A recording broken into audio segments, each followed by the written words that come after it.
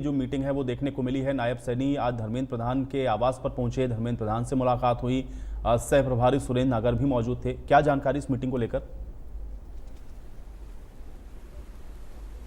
जी बिल्कुल, अगर बात करें कार्यवाहक मुख्यमंत्री नायब सिंह जो कि दिल्ली थे, कल से लगातार कहीं बैठ के चली। हालांकि अब वो एयरपोर्ट के लिए रवाना हो चुके हैं और एयरपोर्ट से कुछ देर में चंडीगढ़ भी रवाना हो जाएंगे। फिलहाल एयरपोर्ट पहुंचने वाले हैं। लेकिन आज मुलाकात, इससे पहले जो अगर बात करें जो मुलाकातें, यूँ तो कल तो प्रधानमंत्री, राष्ट्रपति, उपराष्ट्रपति, भाजपा के राष्ट्रीय अध्यक्ष, गृह मंत्री, तमाम नेताओं से कल मुलाकात रही। लेकिन आज के दिन बात करें तो धर्मेंद्र प्रधान से मुलाकात की गई है। धर्मेंद्र प्रधान जो कि हरियाणा विधानसभा चुनावों को लेकर के प्रभारी बनाए गए थे, उनके साथ ये मुलाकात रही है। हालांकि हरियाणा भाजपा के सह प्रभारी सुरेंद्र नागर भी वहां मौजूद थे। तो चर्चाएं की गई है। चर्चाएं जो हैं हरियाणा चुनावों के समीकरणों को लेकर के की गई है। किस तरीके के समीकरण रहे थे, जो नतीजे आए हैं कांग्रेस पार्टी के अगर बात करें, कहीं ना कहीं खिलाफी नतीजे रहे और बीजेपी को लोगों ने समर्थन दिया, बीजेपी को पूर्ण बहुमत मिला है, उसको लेकर के यहाँ चर्चा की गई है। मंत्रिमंडल किस तरीके के होगा, कौन कौन से नेता बेहतर, जिनका अगर बात करें कहीं ना कहीं इस पूरे चुनाव के अंदर भूमिका रही, आने वाले दिनों में मंत्रिमंडल में कौन से नाम हो सकते हैं, उसको लेकर के भी चर्चा की गई है।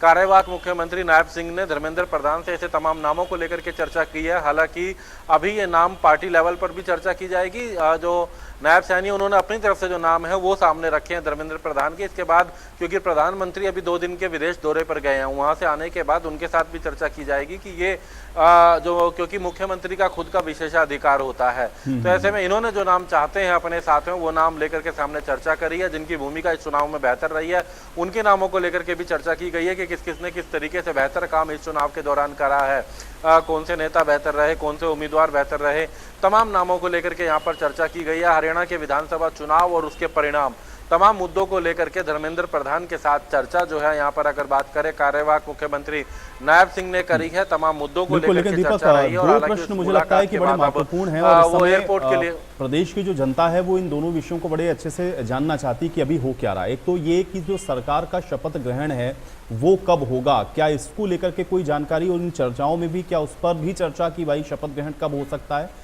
दूसरा ये है कि अब नए चेहरे जाहिर है कि देखने को मिलेंगे, क्योंकि चुनाव में भारतीय जनता पार्टी ने एक ऐतिहासिक जीत जरूर हासिल की है, लेकिन सिटिंग मिनिस्टर ज्यादातर हम लोगों ने देखा कि हार गए। 2 मिनिस्टर ऐसे हैं जो कि अपनी सीट को बचा पाए हैं, तो एक चेहरे भी हमको नए देखने को मिलेंगे। क्या इन दोनों ही विषयों पर मंथन हो रहा है?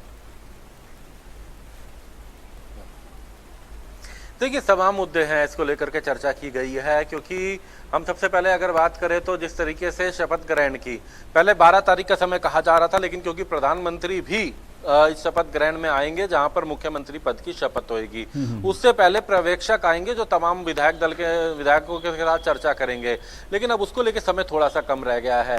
प्रधानमंत्री विदेश दौरे पर गए हुए हैं, वो 2 दिन बाद उनको आना है और उसके बाद अगर बात करें पर्यवेक्षक भी नियुक्त किए जाएंगे। वो जाएंगे हरियाणा में, चंडीगढ़ में विधायकों से बैठक करेंगे, विधायक दल की बैठक होगी, उनसे उनकी राय लेंगे, पार्टी के सामने रखी जाएगी और वहीं पर ही विधायक दल का नेता चुना जाएगा। हालांकि नायब सिंह के नाम को लगभग तय माना जा रहा है, जिनके नाम को लेकर के ये चुनाव लड़ा गया था, उन्हीं को ही मुख्यमंत्री बनाया जाएगा। लेकिन उसके साथ साथ अगर बात करें मंत्रिमंडल को लेकर के भी जो नाम रखे गए हैं, जो वरिष्ठ नेता हैं, क्योंकि कई ऐसे हैं जो चुनाव भी हार गए। हम चाहे जेपी दलाल की बात करें, हम कंवरपाल गुर्जर की बात करें, विधानसभा अध्यक्ष जो थे ज्ञानचंद गुप्ता, उनकी बात करें, कई ऐसे चेहरे हैं जो चुनाव हार गए।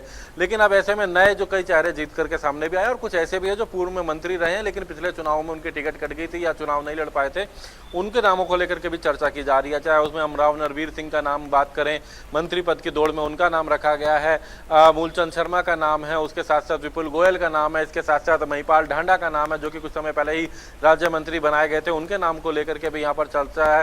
हरविंदर कल्याण का नाम उसके अंदर रखा गया है। इसी तरीके से बात करें महिलाओं में अगर बात करें तो शक्ति रानी शर्मा का नाम है, श्रुति चौधरी का नाम है। ये तमाम ऐसे नाम है जिनको लेकर के चर्चा की गई है और इनके नामों के बाद जो है कृष्ण बेदी का नाम भी इसके अंदर सामने आता है।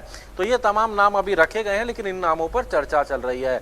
ये वो नाम है जो कि कार्यवाहक मुख्यमंत्री उन्होंने अपनी तरफ से नाम रखे हैं, जो मजबूत चेहरे हैं हरियाणा के, उनके नाम सामने रखे हैं। हालांकि ये क्योंकि विशेषाधिकार तो खुद का मुख्यमंत्री का ही होता है, लेकिन फिर भी तमाम नामों को लेकर के पार्टी स्तर पे भी उनकी रिपोर्ट देखी जाती है, किस तरीके का रहा है, उनको लेकर के भी यहाँ पर अगर बात बिल्कुल। और ये महत्वपूर्ण बात दीपक आपने कही है, क्योंकि जब केंद्र से कुछ पर्यवेक्षक आएंगे और यहाँ पर आकर के जब उन सारी चीजों को चर्चाएं होंगी तो ये तस्वीर और स्पष्ट होती है दीपक दिखेगी कि